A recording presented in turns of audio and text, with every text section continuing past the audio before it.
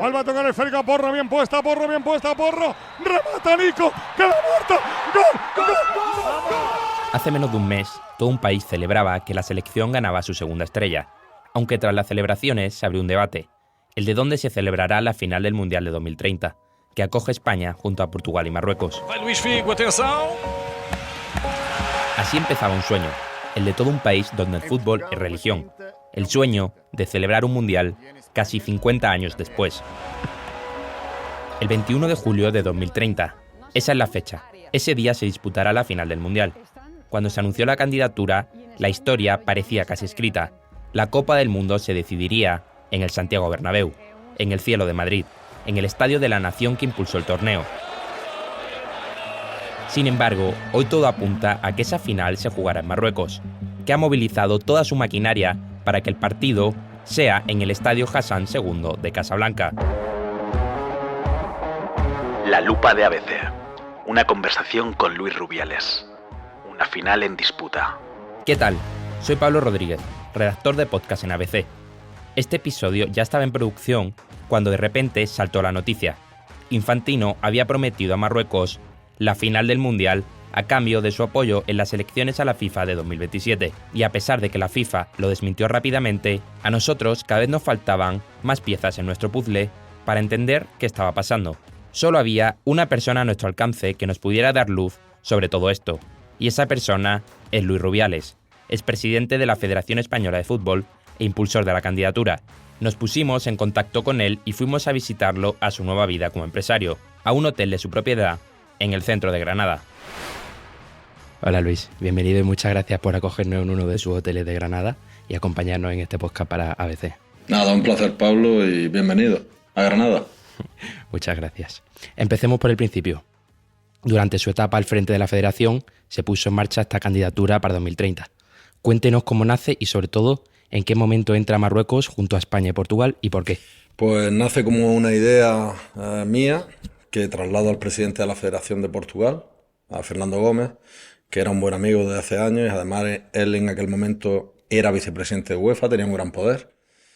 Un poco más tarde yo fui vicepresidente de UEFA también y eso ayudó. Pero en este momento pues se lo traslado y entre los dos pensamos que una candidatura entre España, Portugal y Marruecos sería invencible. Entonces empezamos a hablar con Marruecos, incluimos desde el principio, del primer momento a Marruecos, pero al poco tiempo de empezar a andar esto, posiblemente final de octubre, principio de noviembre aproximadamente, desde UEFA se nos hace saber que hay otra candidatura europea del Reino Unido con Irlanda y que UEFA únicamente va a apoyar a una. Que si la candidatura británica y de Irlanda es 100% europea, como así era, y la nuestra no era 100% europea, pues que no tendríamos opciones. Entonces decidimos en ese momento hablar con Marruecos, sacamos a Marruecos de la candidatura y seguimos adelante España y Portugal hasta que pasan un par de años en una negociación con Greg Clark, el presidente de la Federación Inglesa. Le persuado y tiene éxito esta negociación para que se presente Inglaterra a la Eurocopa y nos quedamos solos y es un momento en el que pues hay un intento fallido con Ucrania, en fin, que tampoco quiero entrar mucho ahí. Y volvemos a llamar a Marruecos ante la posibilidad de enfrentarnos a Arabia Saudí. Y sobre todo Arabia Saudí era la candidatura más temible y a la candidatura hispanoamericana. Entonces pues ya ahí tenemos bastante controlado. Consigo también, hablando con Yasser Al-Milassar, el presidente de la Federación de Arabia Saudí, que se retiren, que Asia, por medio de una intervención directa de Alexander Ceferin, nos apoye. Y bueno, pues ya teníamos todo hecho. Fueron 5 años resumidos en estos 2 o 3 minutos, con muchos altibajos, pero sobre todo con una candidatura muy fuerte, tirada como locomotora pues desde España por mi equipo. Es una candidatura que públicamente todos vimos que nació en esa reunión con Infantino y con Pedro Sánchez de 2018, más públicamente. ¿Cuánto pesó la política y si llegó a notar algún tipo de presión sobre Moncloa, sobre cómo manejar la candidatura o la relación con Marruecos? No nace ahí. Nace en el palco en Rusia, en el palco en el que empatamos a 3 con Portugal. Recuerdo que íbamos ganando y en el descuento Ronaldo metió el tercero, el hat-trick, y nos empataron y ahí fue donde nació. Esa visita con Gianni Infantino, la verdad que yo no tenía la intención de hablar en profundidad del tema del Mundial, había que hablar por encima. Y justo cuando estamos saliendo a la calle, Gianni Infantino y yo, pues nos encontramos con que se había filtrado a toda la prensa. Entonces, pues fue algo que nos sorprendió, para mí fue poco agradable. Pero en fin, poco a poco empezamos a ver que las intervenciones del gobierno eran más buscando de cara a la galería momentos de protagonismo. En realidad desde el gobierno no se trabajó esto, ¿no? Y durante los 2 o 3 primeros años no tuvimos ni tan siquiera ningún impulso económico. Todo el lobby previo, que por ejemplo Inglaterra había recibido 12 millones de libras, nosotros lo hicimos con nuestros propios ingresos, y una vez que ya se veía que obviamente teníamos el apoyo de África, el apoyo de Europa y también el apoyo de Asia, incluso antes de tener el apoyo de Asia, cuando ya se veía que teníamos mayoría, de 211 votos teníamos 110 mínimos, pues ahí el gobierno empezó a involucrarse un poco más, pero hasta entonces pues fue muy difícil. Entonces, durante su época, como usted ha dicho en varias ocasiones, fue el que propuso la entrada de Marruecos en la candidatura para que saliera adelante, pero no hubo ningún tipo de presión política. No, es que se plantea esto como se propuso que entrara, ¿no? Es que se creó. Se creó con Marruecos. Claro, se creó con Marruecos. Lo que pasa es que enseguida hubo que sacar a Marruecos porque si no hubiéramos quedado eliminados en Europa. Entonces, pues bueno, sacamos a Marruecos, además no se le explicó el asunto, no se le dio expectativas de futuro, ni se le creó falsas esperanzas, porque además ya empezamos a tirar España y Portugal, pero luego es verdad que vimos que sobre todo con la aparición de Arabia Saudí, que era necesario que estuviera Marruecos con una cuota de partidos, con una cuota de importancia, pero no ni mucho menos, siendo alguien que pudiera optar a organizar una final, organizar algo así, porque esto quedaba reservado para España como estaba pactado desde un primer momento. Entonces, durante su época en la presidencia no hubo ningún tipo de presión política, es decir, Marruecos tuvo un papel normal, entró en la candidatura. No es que no hubiera presión política, lo que hubo es es decir, el gobierno y la federación fueron 2 líneas paralelas. Lamentablemente no nos tocábamos, no podíamos. Yo cada vez que quería hablar con Pedro Sánchez para decirle que no hablara de Marruecos en el periodo en el que Marruecos no estaba en la candidatura, él hacía oídos sordos, llamaba al ministro del ramo, le decía, por favor no habléis de Marruecos porque es que os vaya a cargar la candidatura en la fase anterior europea.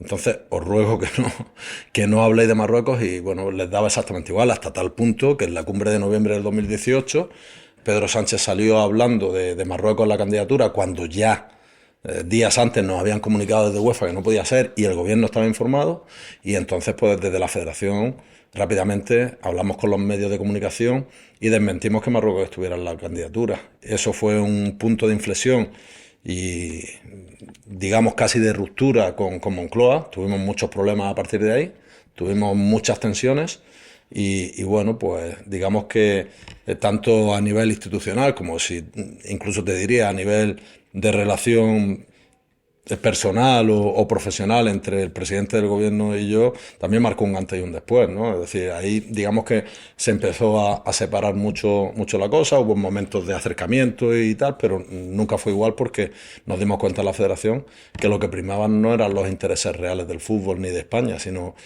otras cosas a nivel político que iban casi en contra de la candidatura, diría yo. Aprovecho ese antes y después que usted ha comentado. Más de una vez ha dicho públicamente que Sánchez le decepcionó. ¿Llegó en algún momento a creer en él, en su proyecto personal y político? Vamos a ver, yo creo que me ha decepcionado a mí y a muchísimos españoles. Y no es una cuestión de quién le haya votado o no. Un presidente del gobierno no puede decir antes de unas elecciones que jamás va a pactar la amnistía, que jamás va a pactar con partidos nacidos de previo apoyo al terrorismo, que no va a pactar, bueno, por supuesto, con Podemos, etcétera, que no va a subir los impuestos en determinadas cuestiones vitales para los españoles, que va a proteger la energía, 1000 cosas, y es que ha hecho lo contrario, nos ha mentido, ¿no? Entonces, bueno, pues dicen que la primera vez que te mienten, pues es culpa del otro. La segunda ya es culpa del que lo permite. Yo no quiero... Por supuesto, como español, a mí me ha decepcionado y yo creo que ha defraudado a toda España, a todos aquellos que confiaban en su palabra. Es decir, las cosas no son así como cambio de opinión. Se cambia de opinión cuando cambian las circunstancias. Si las circunstancias no han cambiado, cambiar de opinión no es eso, es mentir. Por ende, si le ha decepcionado es que en algún momento confió. Bueno, claro, pero yo lo he dicho. Yo en mi vida he votado a veces a izquierda y a veces a derecha. No he sido rehén de un partido político, sino que he votado en función de candidatos y demás.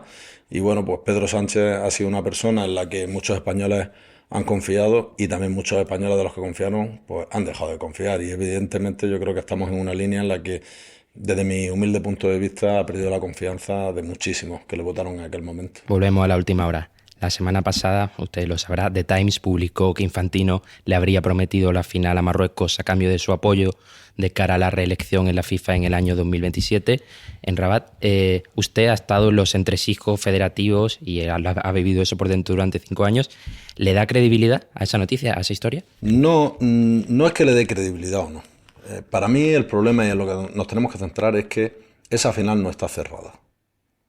Es decir, esa final hubo una reunión en UEFA con Alexander Ceferin en el momento en el que reincorporamos a Marruecos en la candidatura, en la que hubo unos compromisos claros y entre ellos el partido inaugural y el partido final, la final serían en España. Por el afán de protagonismo de Pedro Sánchez, de su relación con Infantino, cuando Infantino lo llama, pues le cuela estas 3 sedes hispanoamericanas que nos quitan el partido inaugural, que es importantísimo, que ven, pues no sé, 1.500 millones de personas, que genera muchísima riqueza, que no solo en cuestión de televisión, de imagen, de turismo, sino es que si hablamos de dinero contante y sonante que entra en el país, es tremendo el daño de cientos de millones, yo creo que incluso miles de millones de euros que ha hecho Pedro Sánchez por este afán de protagonismo, por querer ponerse la medalla de algo en lo que no había participado. Sobre todo cuando ya teníamos amarrados 150 o 160 votos. Ahí sí teníamos ya Asia con nosotros, aparte de África y Europa. Bastaba con África y Europa, pero teníamos también Asia. Entonces, ¿qué ocurre? En el momento en el que Pedro Sánchez dice vamos adelante, y están también Uruguay, Argentina y Paraguay, que no se trata de estos países porque le tenemos un amor inmenso y porque han venido futbolistas de allí innumerables, ¿no? Se trata de hacer las cosas bien. Una sede no puede tener a 10.000 kilómetros el primer partido del 10º. Es que es tremendo, ¿no? Y Pedro Sánchez ha hecho ha causado ese enorme daño, pero a la vez ha puesto en duda dónde se va a celebrar la final. Porque claro, yo ya no estoy en la federación. El presidente de la Federación Portuguesa no está en la federación, ha cambiado. Y claro, el presidente de Marruecos, de la Federación Marroquí, habrá dicho, pues yo tiro para adelante. Yo tenía mis compromisos, estábamos haciendo el portfolio, iba a ser el Bernabéu, pero esa puerta la ha abierto Sánchez con la guía interesada o no de Gianni Infantino. Una pregunta, ¿usted conoció a Gianni Infantino? ¿Qué opina de él personalmente? Es una figura que últimamente está en el candelero por sus intervenciones, por su visita al Día del Trono de Mohamed, por su relación con Trump. ¿Qué opina de él? Yo lo conozco hace 16 años a Gianni Infantino. Nadie me tiene que explicar quién es Gianni Infantino, ¿no? Entonces, pues bueno, pues yo creo que hay un modelo de gobernanza en el fútbol internacional que es mucho más de fair play, mucho más de mirar por los intereses del propio fútbol, que es el que lidera Alexander Ceferin, que es un líder íntegro, muy cohesionado, muy apoyado por toda Europa e incluso por países de fuera de Europa, y creo que han hecho bien en evitar que se privatice parte del Mundial o parte de la esencia de lo que es el fútbol. ¿Cree que el gobierno ha usado esta final del Mundial, esta candidatura, como un cálculo más dentro de su relación con Marruecos, o simplemente todos estos acontecimientos están pasando por el desconocimiento que puedan tener del mundo del fútbol? Esa es una conclusión que hay que dejarla para los analistas, pero en cualquier caso, yo he dicho, es que Pedro Sánchez ha sido desleal a la Federación y al fútbol español, tenía que haber llamado. Si hubiera llamado a la Federación, yo ya no estaba, yo ya cuando se anuncia esto no estoy. Hay un departamento que lleva el Mundial que le hubiera dicho al gobierno, le hubiera dicho al emisario que hubiera mandado el presidente del gobierno, vamos a parar esto un poquito porque vamos a ganar sin la necesidad de incluir esos 3 países que nos quitarían la inauguración. Y entonces, si tú amas a tu país, te paras. Y le dices a Gianni Infantino, no, Gianni, mira, te agradezco que me hayas dado la posibilidad de ofrecerlo, de publicarlo, de decirlo, de ser la persona que lo comunique, pero los intereses de España están por encima y del fútbol español. Pero no. Él nos llamó a la federación. Entonces, si es por desconocimiento, si es pese a conocerlo, la gravedad es extrema. Ha hecho un daño incalculable y bueno, pues este es el presidente del gobierno que tenemos y es lo que hay, ¿no? En este caso, ¿cree que su salida de la federación y todo lo que la rodeó ha podido influir en la candidatura? Estaba amarrada. No había opciones de perderla, era imposible. El mundo del fútbol no se mueve por esas cuestiones.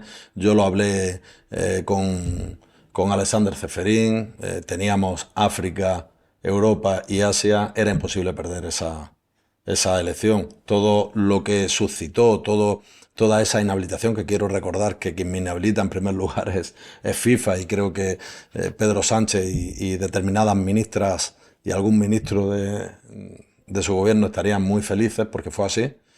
Me inhabilitan después de un sábado a las 7 de la mañana, habiéndome llegado el pliego de cargos el día antes y teniendo 10 días para contestar. No pude ni contestar. Es decir, esa fue la forma de juzgar de manera bestialmente rápida y sin respetar mis derechos, ¿no? Bueno, desde luego te digo que ha sido todo un mare magnum tremendo, que si hubiera estado en la federación no habría ocurrido, pero que el Mundial estaba más que atado. Es decir, cuando se marchó estaba todo cerrado. Estaba todo más que atado, faltaba la votación y bueno, pues la hubiéramos ganado. En su etapa se cerró la entrada de la Federación Marroquí en la organización. ¿Está la Federación de Marruecos detrás de estos movimientos o es el gobierno de Mohamed VI quien mueve de verdad los hilos? Repito, no es que se cerrara la entrada. Repito, nació. Empezamos los tres países juntos y hubo una salida que duró 2 años de Marruecos por las circunstancias, ¿no? Después volvió a entrar, pues fantástico. El problema es cómo volvió a entrar, ¿no? En el momento que vuelve a entrar se le deja muy claro cuál es su papel, cuál es su lugar, que puede optar a organizar hasta algún partido de cuartos, pero que no va a organizar ninguna semifinal, que van una a Portugal y otra a España, y que la final la organiza España y que el partido inaugural lo organiza España. Y todo eso lo acepta. Y lo acepta en un apretón de manos delante de Alexander Ceferín y empezamos a trabajar las candidaturas de esa manera. Esas eran las condiciones. Si ahora las condiciones han cambiado, si ahora Marruecos se ve mucho más fuerte, es por la debilidad que ha mostrado España y por un anuncio del presidente del gobierno con Gianni Infantino que ha perjudicado enormemente a esta candidatura que tanto trabajo nos costó sacar adelante. Es decir, habla de debilidad política, no deportiva. Bueno, debilidad política, y ha transmitido también una debilidad de la federación tremenda. La federación se quedó descabezada, la federación desmanteló un departamento, echó a Fernando Sanz, a María Tato, a Jorge Movinkel, a Chema Timón, a todos los profesionales que estaban en el departamento del Mundial. Esto lo llevaban a nivel administrativo 2 personas, Laranjo en Portugal y Andreu Camps en España. También Andreu Camps quedó fuera. A nivel político-deportivo, quien lo encabezaba éramos Fernando Gómez y sobre todo yo. Y bueno, pues ninguno de los dos está. Entonces, claro, todo eso se aprovecha para que en lugar de haber una candidatura con una idea unitaria y común, pues se haya descabezado todo. Obviamente el presidente actual de la federación no tiene la llegada que teníamos Fernando y yo, no es vicepresidente de UEFA, no levanta el teléfono. De hecho, no se ha pronunciado. Es decir, está esperando a ver que sale la cosa bien, pues dirá que han trabajado en silencio y que lo han solucionado. Que sale la cosa mal, pues arderá lo que tenga que arder. Pero bueno, no se puede explicar que un presidente de la federación, pasando lo que está pasando, esté callado, ¿no? Precisamente por eso le iba a preguntar, ¿cree que la federación actual está haciendo todo lo posible para que la final se quede en España? La federación actual ha perdido ya un 17% de ingresos con respecto a mi etapa. Le ha cedido la Copa del Rey en derechos de televisión a la Liga. Si la Liga quiere ir a Miami, aunque es algo que está ganado en los tribunales, en el Tribunal Supremo, pues mira para otro lado y le dice que sí.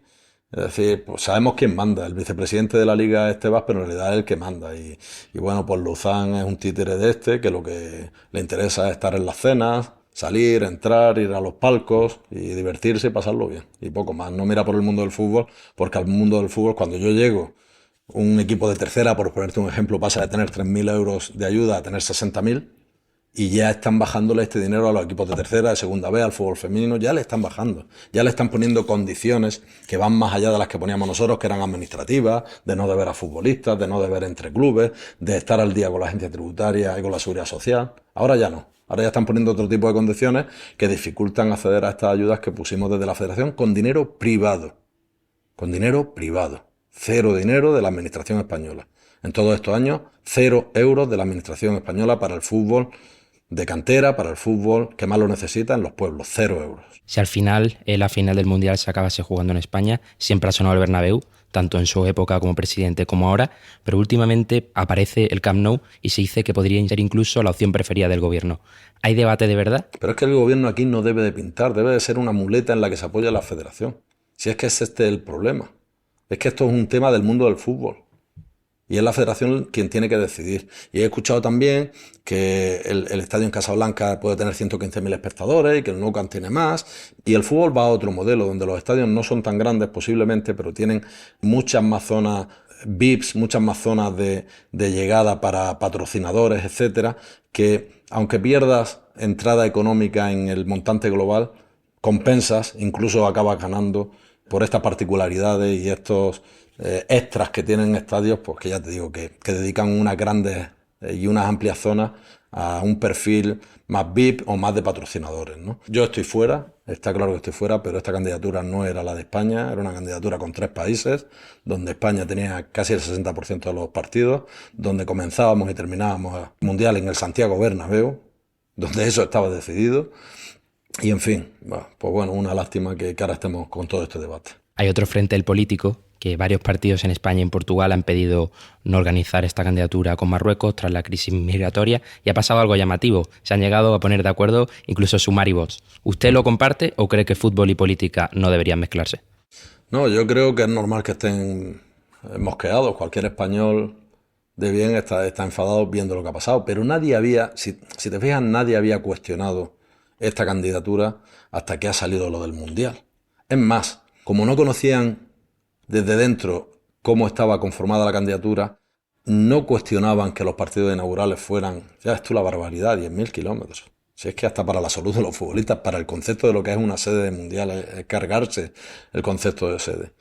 Ahora que van conociendo que también esos partidos se jugaban en España, ahora que van conociendo la entrega que ha hecho Pedro Sánchez, pues la indignación crece. Yo creo de todas formas que España gana mucho más quedándose en la candidatura, pero eso sí, tiene que organizar la final. Ya Pedro Sánchez ha echado a perder los partidos inaugurales junto con Infantino, por lo menos que conservemos la final y ese casi 60% de otras sedes en otros momentos del Mundial, en fase de grupos, en octavos, cuartos, etcétera. Si al final la final del Mundial no es en España, ¿debería España plantarse y abandonar la candidatura? Sí. Sin duda, ¿no? Uh-huh. Y ya para ir terminando, ¿cómo ve hoy a la FIFA? Tras las crisis que están surgiendo, ¿cree que una hipotética salida de Infantino de la presidencia beneficiaría a España en el reparto de sedes y en la elección de la final? Da la sensación desde fuera que hay quienes quieren pescar en río revuelto y apoyando a Infantino jugársela para sacar algo más. Eso es la sensación. Pero es mejor ser rigurosos y esperar. Yo desde luego creo que Infantino, pues no solo Infantino, sino su equipo, hay un español ahí, Emilio García Silvero, pues que la verdad ha trabajado contra los intereses del fútbol. Es que son gente que han priorizado otros intereses y no lo digo porque traten de buscar dinero, porque el buscar dinero no es malo, al revés es bueno si se utiliza bien. Pero yo creo que en este caso estaban tratando de ceder el alma de lo que es el fútbol, ¿no? Y dar las competiciones a un tercero, ¿no? Por lo tanto, pues bueno, vamos a ver. Que haya quien quiera, como digo, pescar en río revuelto, pues bueno, es posible, pero yo no lo conozco. ¿Y una candidatura auspiciada o encabezada por Alexander Ceferín podría asegurar que la final se jugase en España? Es que Alexander Ceferín para mí es una de las claves. Pero claro, pues yo hablaba cada día con Alexander Ceferín y Fernando Gómez. Hablábamos cada día y, por ejemplo, cuando se me ocurrió ir a hablar con Inglaterra, porque claro, Alexander Ceferín en una Eurocopa es una parte neutral, él no puede entrar, pero yo le dije, oye, presidente, voy a hablar con Inglaterra, voy a pedirle que se presenten a la Eurocopa, que nos dejen vía libre para el Mundial. ¿Ves algún problema? Ningún problema, eso es diplomacia deportiva y puedes hablar con quien quieras. Entonces, nosotros teníamos un gran respeto por él, que él lo infundía también, porque es una persona cercana, seria, y oye, pues creo que las cosas funcionaron muy bien. En el momento en el que entra la política y además la mala política, gente que no está preparada, que no conoce, que habla sin rigor, que es lo que le ha ocurrido a nuestro presidente. Por desconocimiento o por egoísmo, por afán, por protagonismo, pues se ha cargado la candidatura. Y para terminar, algo más personal, Si Luis Rubiales pudiera volver a 2018, ¿cambiaría algo?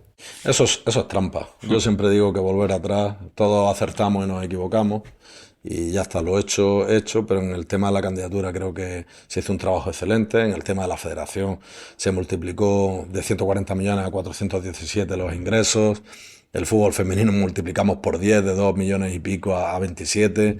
Creo que hemos ayudado muchísimo a que vengan partidos como por ejemplo la Copa Libertadores, la final aquí a España. Hemos traído las mejores finales europeas que se pueden traer. Hemos creado de verdad más licencias que nunca. Hemos multiplicado casi por 3 las licencias femeninas de 40.000 a 100 y pico mil. Es decir, creo que se han hecho muchas cosas. Se ha mirado mucho por el fútbol más modesto.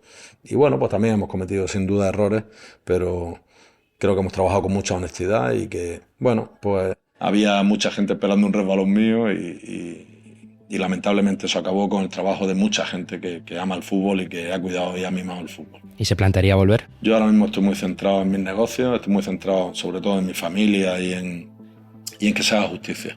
Para mí esa es la idea primordial, no veo más allá. Genial, pues muchísimas gracias por estar con nosotros, Luis Rubiales. Encantado, Pablo, un abrazo. Un abrazo. Este es el testimonio de Rubiales desde fuera, pero hay otras lecturas. Para tener el cuadro completo, he querido escuchar 2 voces más. La primera es la de Javier Asprón, redactor de deportes de ABC, que vivió el nacimiento de esta candidatura. Le pregunté cómo está posicionada hoy la federación en este debate.